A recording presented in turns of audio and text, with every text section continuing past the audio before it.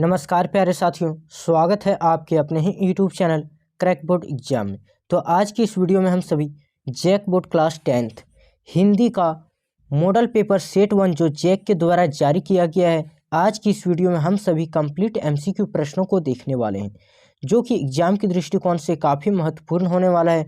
और इस सेट में जो सो कुल 30 एमसीक्यू प्रश्न दिए गए हैं, उन सभी प्रश्नों को देखने वाले। तो आप सभी जो सो वीडियो में अंत तक बने रहिएगा। तो चलिए जो सो वीडियो का स्टार्ट करते हैं दोस्तों। उससे पहले सबसे पहले जो सो निर्देश को देखते हैं। निर्देश में दिया गया पहला पॉइंट में परीक्षार्थी यथासंभव अपने शब्दों में उत्तर दें। पुस्तिका में 11 मुद्रित पृष्ठ हैं।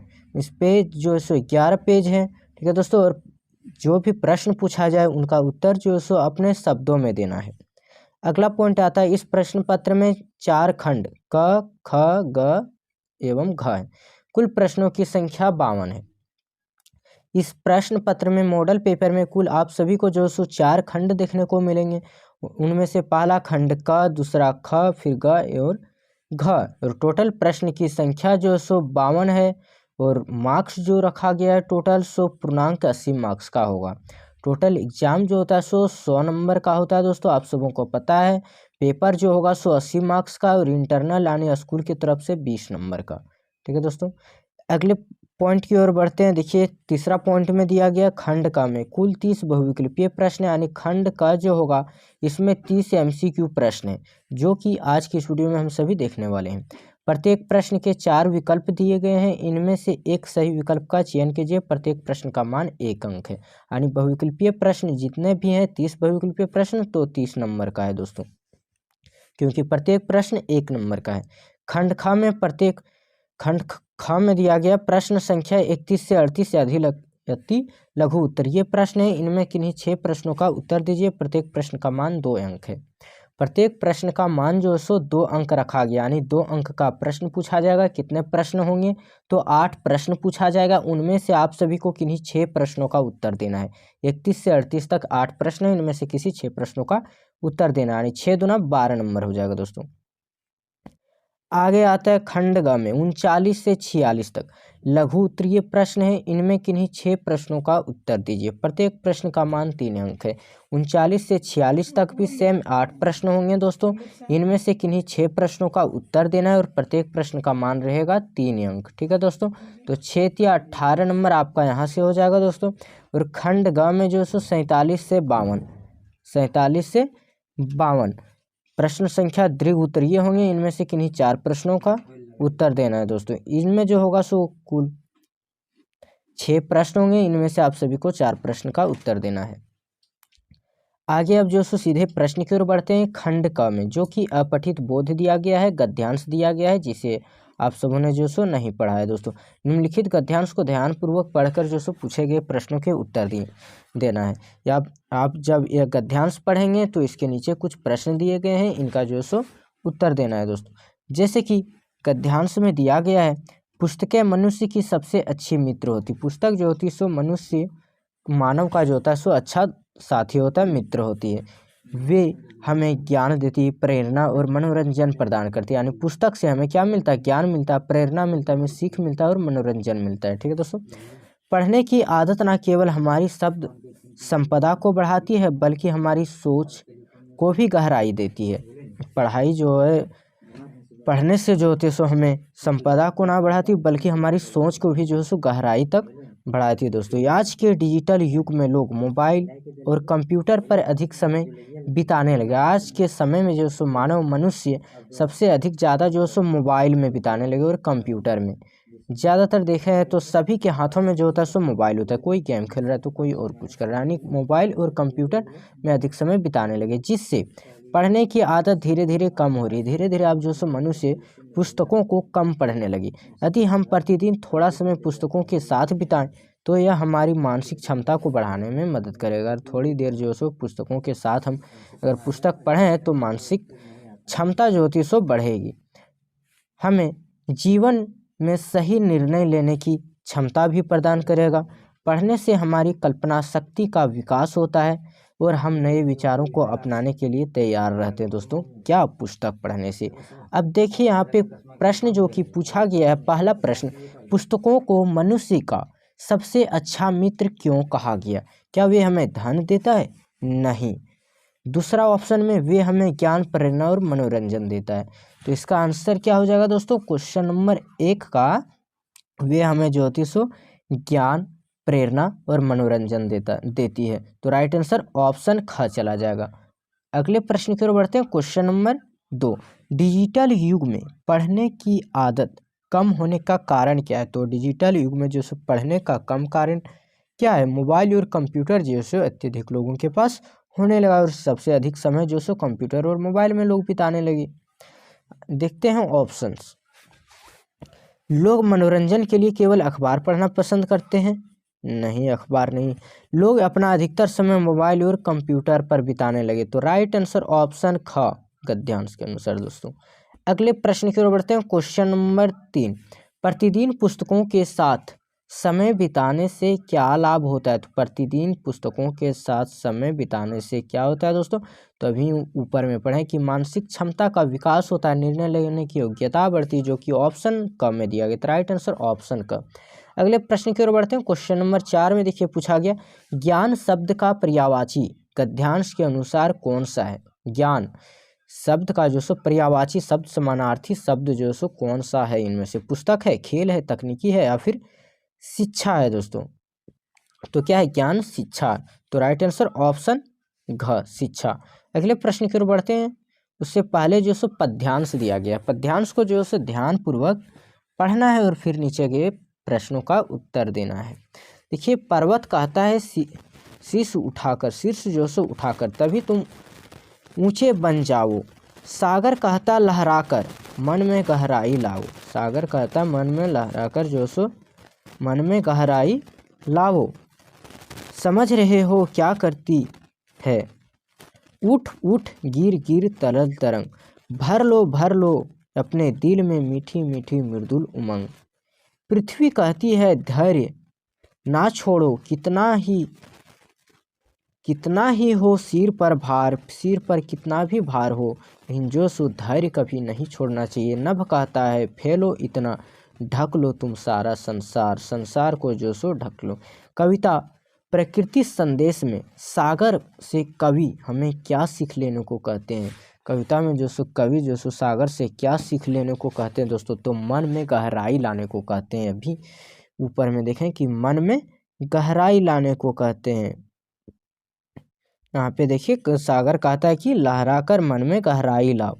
तो ऑप्शन इसका क्या हो जाएगा दोस्तों? ऑप्शन ख बिल्कुल सही आंसर हो जाएगा। सागर जो कहता है सो मन में गहराई लाने को। तो राइट आंसर ऑप्शन ख। अगले प्रश्न की ओर बढ़ते हैं। क्वेश्चन नंबर 6 में, कविता में पर्वत का संदेश क्या है? कविता में पर्वत का संदेश क्या है? ऊंचाई और महानता पाना। पर्वत का संदेश जो है सो ऊंचाई और महानता पाना। तो राइट आंसर ऑप्शन का चला जाएगा। अगले प्रश्न की ओर बढ़ते हैं। क्वेश्चन नंबर 7 में, क्वेश्चन नंबर 7 में देखिए, सागर कहता लहराकर, यहाँ सागर किस गुण को अपनाने का संकेत करता है? तो सागर जो सो गहराई को अपनाने का संकेत करता है। तो राइट आंसर क्या हो जाएगा? 7 का ऑप्शन ख गहराई। अगले प्रश्न की ओर बढ़ते हैं। क्वेश्चन नंबर 8, उठ उठ गिरी गिरी तरल तरंग किस जीवन स्थितियों का प्रतीक है? तो किस जीवन स्थितियों का प्रतीक है? आनंद और उत्साह का, धैर्य और स्थिति का। तो क्या हो जाएगा? 8 का गहराई और फैलाव या फिर कठिनाई और सफलता। अगर धैर्य रखेंगे तो कठिनाई होगी, तो उसमें धैर्य रखेंगे तो हमें क्या मिलेगी? सफलताएं। तो राइट आंसर क्या हो जाएगा? ऑप्शन कठिनाई और सफलता का प्रतीक है। अगले प्रश्न की ओर बढ़ते हैं। उससे पहले जो सो व्याकरण से प्रश्न दिए गए हैं इसके आगे क्वेश्चन नंबर 9 से। व्याकरण से निम्नलिखित प्रश्नों का सही विकल्प का चयन करना है दोस्तों। यदि तुम मन लगाकर पढ़ोगे तो परीक्षा में अवश्य सफल हो गई, यह वाक्य है। इसमें देखिए वाक्य जो है सो 2 वाक्य जो है सो मिला हुआ है दोस्तों। अगर मन लगाकर पढ़ेंगे तो जो सो परीक्षा में सफल होंगे। 2 वाक्य यानी मिला हुआ है तो मिश्र वाक्य है दोस्तों, क्योंकि जो सो यहाँ तथा और और से जो सो जोड़ा गया नहीं है। अगर ऐसा रहता है कि तुम जो सो मन लगाकर पढ़ोगे तो जो सो परीक्षा में सफल हो गया, तो फिर तो ये क्या हो जाएगा? मिश्र वाक्य होगा। और अगर इस प्रकार से दे देता कि अगर तुम मन लगाकर पढ़े होते तो फिर परीक्षा में अवश्य पास होगी, इस तरह से भी देगा तो क्या होगा? मिश्र वाक्य। तो राइट आंसर इसमें क्या हो जाएगा? ऑप्शन ग मिश्र वाक्य। अगले प्रश्न की ओर बढ़ते हैं। क्वेश्चन नंबर 10, मोहन पढ़ाई देखिए, मोहन देखिए यहाँ जो है सो पढ़ाई करता है और सोहन खेलों में अच्छा है। यहाँ दो वाक्य है, मोहन पढ़ाई करता है और से जोड़ा गया है, सोहन खेलों में अच्छा, यानी दो वाक्य को जोड़ा गया है, किससे, और से जोड़ा गया है। तो ये क्या हो जाएगा, संयुक्त वाक्य होगा। और से जोड़े, तथा से जोड़े, एवं से जोड़े तो संयुक्त वाक्य हो जाएगा। तो इसका राइट आंसर जो कि घ में दिया गया संयुक्त वाक्य। ठीक है दोस्तों, अगला प्रश्न है क्वेश्चन नंबर 11 में, फल खाया जा रहा है, फल को जो सो खाया जा रहा है, यह किस वाक्य का उदाहरण है। फल जो सो खाया जा रहा है, तो फल को खाया जा रहा है कर्म, फल को कौन खा रहा है, यहाँ तो कर्ता जो सो नहीं, तो कर्म वाच्य है। तो राइट आंसर ऑप्शन ख हो जाएगा। अगले प्रश्न की ओर बढ़ते हैं, क्वेश्चन नंबर 12, आकाश में बादल छाए हुए हैं, आकाश में जो सो बादल छाए हुए हैं, इसमें बादल कौन सा पद है। तो बादल जो सो क्या है दोस्तों, बादल नाम है, और नाम को क्या बोलते हैं, संज्ञा बोलते हैं। नाम को क्या बोलते हैं, संज्ञा, और संज्ञा के स्थान पर जो शब्द प्रयोग करते हैं उससे सर्वनाम कहते हैं। तो यहाँ पे बादल जो हो जाएगा सो संज्ञा हो जाएगा, जो कि ऑप्शन ख में दिया गया। तो ख जो होगा सो बिल्कुल सही आंसर हो जाएगा।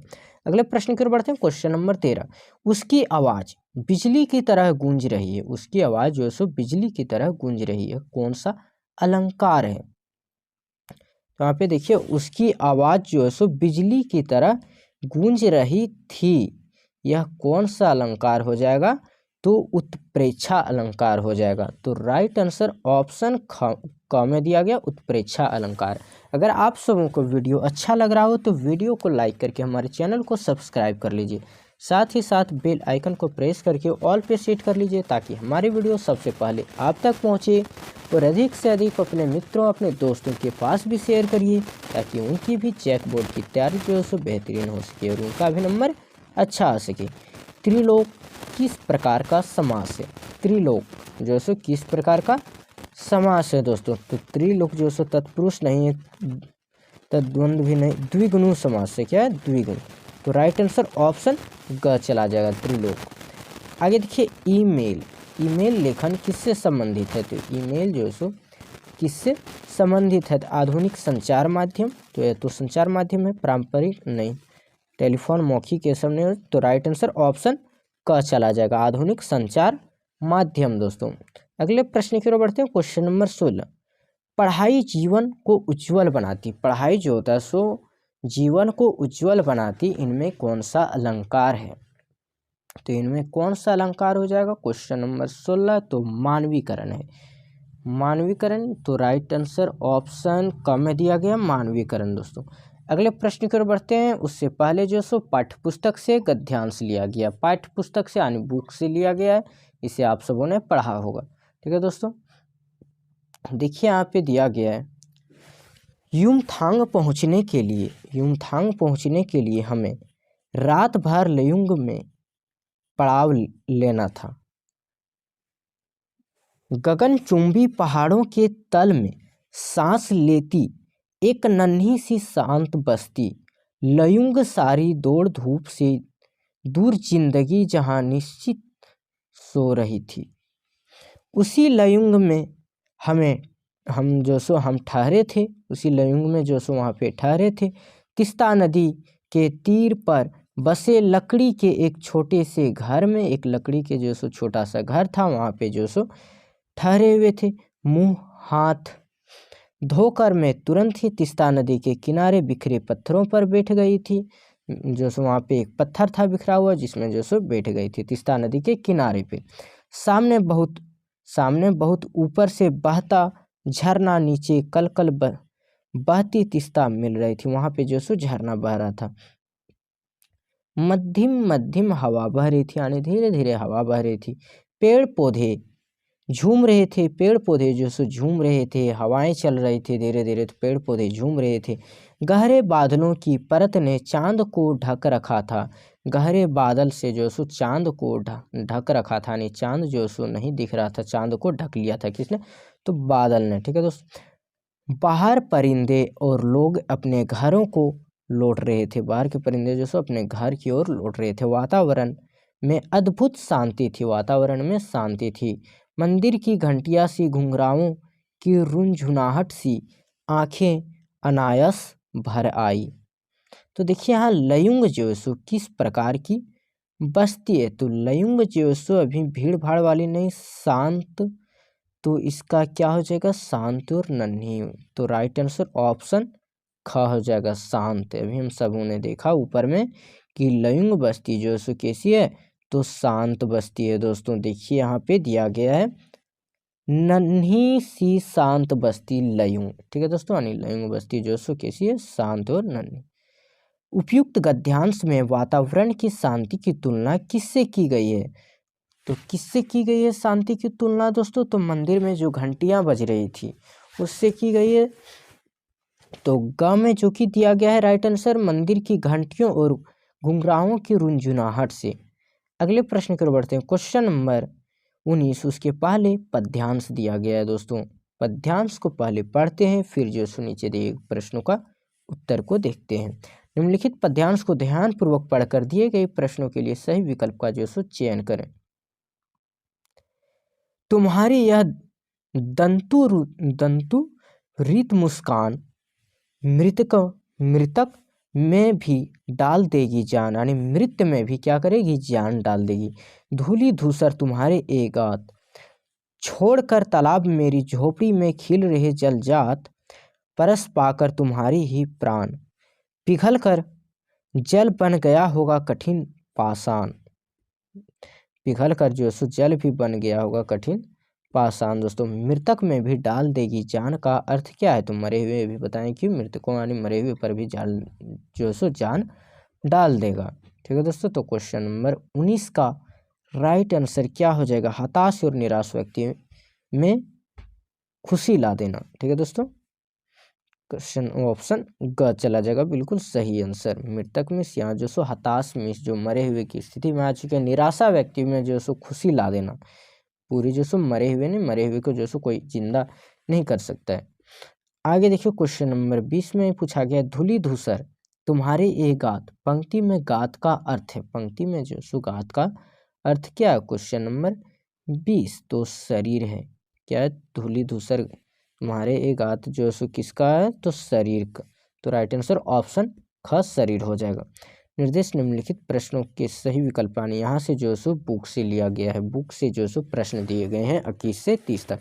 भोलानाथ किसको देखकर सिसकना भूल जाते हैं, तो भोलानाथ जो सो किसको देखकर सिसकना भूल जाते हैं दोस्तों, तो खेल को साथियों को देखकर जो सो जब उसके साथी आते हैं बुलाते खेलने के लिए, तो उसको जैसे ही देखते हैं भोलानाथ जो होते तो सिसकना भूल जाते हैं। तो राइट आंसर क्या हो जाएगा, खेल के साथियों को देखकर। तो राइट आंसर ऑप्शन ख चला जाएगा।